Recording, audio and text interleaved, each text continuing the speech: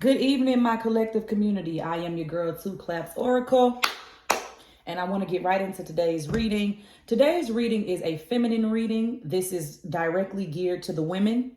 However, if you hear this, or LGBTQ friendly, if you hear this, if this resonates with your feminine side, your feminine energy, being that men and women share masculine and feminine energy, take what resonates, okay? This is going to blow your mind. And I know some of y'all gonna be like, I can't stand you because one minute you say this and the next minute you say that. Well, today I want to get into the reading and we're going to call this, Your Blessings Are Built in the Forgiveness. Hear me. Your blessings are within the forgiveness. What do I mean by that? I know a lot of you are like, oh, Two Claps Oracle, you said don't forgive this person, don't go back, don't da-da-da. No, correction. I told you don't go back to the past. And don't go back to people that hurt you and wronged you. That has nothing to do with the forgiveness that you forgot to extend to people that didn't do anything to you as detrimental as your past. What do I mean by that? There's a woman out there. You have made friends with some new people. You started dating some new people. And because you had such a painful past with your old boyfriend, your old husband, and your old friends and your old family, you have developed this unrealistic boundary about yourself. What do I mean? In the past, a man has done you wrong and your friends have done you wrong and your family have done you wrong, and you took it and you took it and you took it and you took it for years until you were strong enough to walk away. Now that you have been strong enough to walk away from what hurts you, you have this boundary up that has given you a mentality of no tolerance to people around you. It's almost as if anything that anyone does to you now, you instantly cut them off. You instantly get rid of them. You instantly start to say they remind you of the people from your past, and you instantly throw them away. Well, I'm here to tell you that you're going to have to go back and get those people that you met. This reading is for a woman or a man who fully understands that you cut off your new girlfriend or your new boyfriend or your new set of friends for absolutely nothing. See, in the past, your girlfriend or your boyfriend cheated on you all the time. Your new girlfriend or your new boyfriend didn't answer the phone one day, took too long to call you back, and then your mind began to play tricks on you, and then you got rid of them because you had told yourself, I'm not going through what I went through before. But that's not what happened. That's not what happened. I'm here to tell you, you are out of the land of milk and honey. Like I always use the reference to Moses, telling you that you can't go back to the past. So we're going to get out of the Old Testament of the Bible and we're going to move forward. What I'm telling you is, now that you have reached the land of milk and honey and your spirituality, and everybody that hurt you is trapped on the other side of the Red Sea, you begin attracting new men, new women, past, present, future. You've been attracting new everything. But because you're still learning boundaries for yourself, and you're still learning to be comfortable with people not hurting you, and you're still comfortable, you're still learning to get comfortable with not looking for the fight like you did in your past, you are actually being a bully. Now, I'm not saying you're outright being a bully. I'm glad that you're setting boundaries, but what's happening is the boundaries you're setting are unrealistic. So the forgiveness that you need to give the person that did not do things nearly as bad as the people did you in the past, that's where your blessings are. You're not going to get to the next level. You're not going to get to the next step if you keep slamming doors in the face of people that make you feel uncomfortable. Because it's mighty funny that you have no tolerance for the new people. You took abuse and hatred and envy and jealousy from the old people. Let's get right into this first card. Your past was all about your soul being lost. You were brokenhearted. You were crying. You felt beat down. You felt lied on, lied to. Financially, you felt depleted. Spiritually, you felt depleted. And although the people from your past are to blame, and some of your choices are as well, you've made a decision that your past is not going to make it to your future. You don't understand that you've done all the work to defeat your past already. You've defeated the past. You've beat the past. You've trampled the past. You closed the sea, the door. You closed the realm, and the past can't even get to you. But what you're not understanding is that you still have seeds in your heart that you have to let go from the things that people did to you in the past. The seeds in your heart are not positive seeds that are going to manifest into a positive flower. They are just seeds that are never going to grow, and they're going to sit in your heart, sit in your spiritual soil, and constantly remind you what not to take. Because you have not come to grips with moving on and moving strong, because you're still learning how to vibrate in your new life, those old seeds that are in your chest are causing you to look at the new people that you have attracted, the new relationship, the new job, the new friendships, the new love life. You are looking at the new people with those seeds in your eyes. What do I mean by that? You recall everything that you went through from the past. Let's just say you had a best friend that slept with your man. You never saw it coming, and it broke your heart. You had a friend that turned their back on you. You had a friend that stole from you. You had a mother that lied to you. You had a father that beat you, molested you. And now you're in the present moment, and you're looking at everyone trying to figure out what it is about them that reminds you of the past. And although that person is not doing anything remotely close to the old energy that you defeated, just a simple sign of the past in them caused you to cut the cord. Not understanding that you're viewing your new life with old seeds that you've defeated. The vibration that you are on now, there is nothing humanly possible that you can do to attract those old situations, like I told you in yesterday's reading. Your heart is still broken, but you're healing. Your mind is still going through the renewal process, but it's working. The seeds in your heart are going to dissipate, and they're going to disappear in time, because time heals all wounds. But sometimes there are some wounds that time just can't heal, and they stick with you for life. What I'm telling you is, stop looking at the new people in your life with the old eyes from the past. Your ex-boyfriend cheated on you. Your ex-friend stole from you. Your mother and your family belittled you, were envious and jealous of you. That was in the past. Your ex-boyfriend cheated. Your new boyfriend or your new husband just didn't answer the phone. He was sleeping. He was busy. You're magnifying your present relationships and getting rid of them and discarding them based on what you believe can happen. Let's get right into this present card. Prophetic dreams. Your presence is about abundance. Your presence is about love. Your presence is about happiness. You're called to be something so high and so powerful, but that you don't understand that the people that God is sending you on your journey now, the man or the woman that's actually rooting for you, they're to get you to the next level because they understand the importance of their own position. They're here for you. They're here to move you along. And nobody can be successful alone.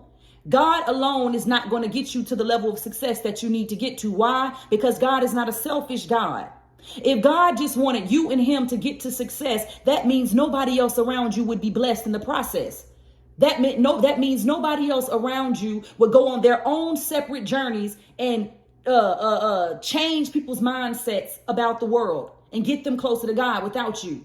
If you're called to be Oprah, there needs to be a Gail. There needs to be a PR team. There needs to be a own network team. There needs to be some kind of athletic team. There needs to be a legal team. There needs to be an accountant team. There needs to be a team of people that go on this ride for you to get you where you need to go. Because if they are all getting you where you need to go, you're going to get them where they need to go. So on their journey and on your journey, all of you still reach the destination, but it has to be together. This goes back to the self-sabotage. You don't want to feel the broken heart anymore, so you're getting rid of that man that didn't even really do nothing. You don't want to be disappointed by your new friend, so you're getting rid of her because she said something that you didn't like. But you need to sit back and think about the people that you know are supposed to be in your life on this new journey. And then think about the people in your past and the worst things they've done to you. And then compare the two. And then you will realize that you're tripping. How can you be strong enough to deal with all of that narcissism, envy, jealousy, and demonic energy And then now that you have gotten to the land of milk and honey and you're transcending to the next step, you want to let people go because they make you feel uncomfortable. No, they don't make you feel uncomfortable. Your past wounds make you feel uncomfortable because your mind is telling you that they're rubbing up against the scabs and they haven't fully healed. You're called to be something more powerful than you could ever understand.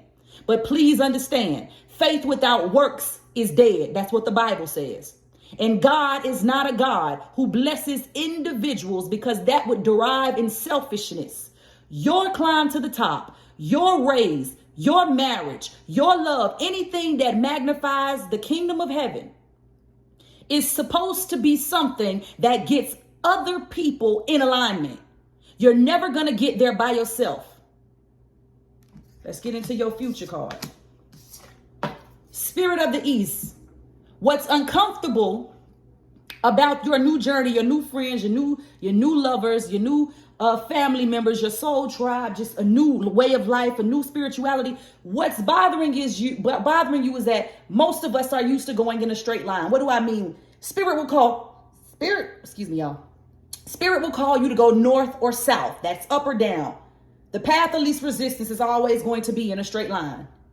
But because God is pulling you in a different way, He's pulling you east now. It makes you feel uncomfortable. Why? Because north and south didn't work for you. But what we don't conceptualize is that east and west is still a straight line in an opposite direction. So God has snatched you off the straight up and down line, the horizontal line, and now He's pulling you to go parallel. But what you don't understand is it's still the same straight line you're going to get where you need to get. See, when you were going north and south, you could not attract the people that are supposed to be in your life to take you to the next level because you were on the wrong straight line. Now you're going parallel and you're bumping into people, and you still have to understand that Satan is never going to give up, resist the devil, and he'll flee from you, but he's going to flee behind a tree. He ain't leaving. So He knows that all of the trauma and all of the pain that He put in you, all of the wounds that are healing and now they're scabbing over, if He can just convince you that God's path of least resistance for you, this new journey, if He can convince you that the people that are supposed to get you to where you're going, if He can just get them to rub up against your scars and make you feel slightly uncomfortable, He knows that you will stop. He knows that you will drop your future wife, your future husband, your future best friend. He knows that you will get rid of those things, and He's hoping that you'll shoot right back up and go north and south so He can finally get His claws into you. He's in a state of delusion. There's nothing you could do to ever get back on the path that you defeated. Remember, the Hebrew Israelites were going horizontal to cross the Red Sea. Once they crossed all the way to the other side, the sea closed behind them. There was nothing humanly possible you can do to take your ass back across the sea, because a journey is not backwards, it's forward. God is calling you to be pulled this way. You need to forgive the people that are just making you feel uncomfortable. You don't forgive those who outright hurt you and who had bad intentions.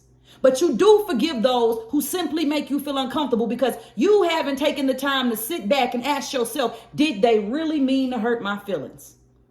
You have people on your journey that are going to say stuff and do things to you that's going to bother you, who never knew you in your trauma season, so they don't know what scabs hurt and what scabs do not hurt, just like them.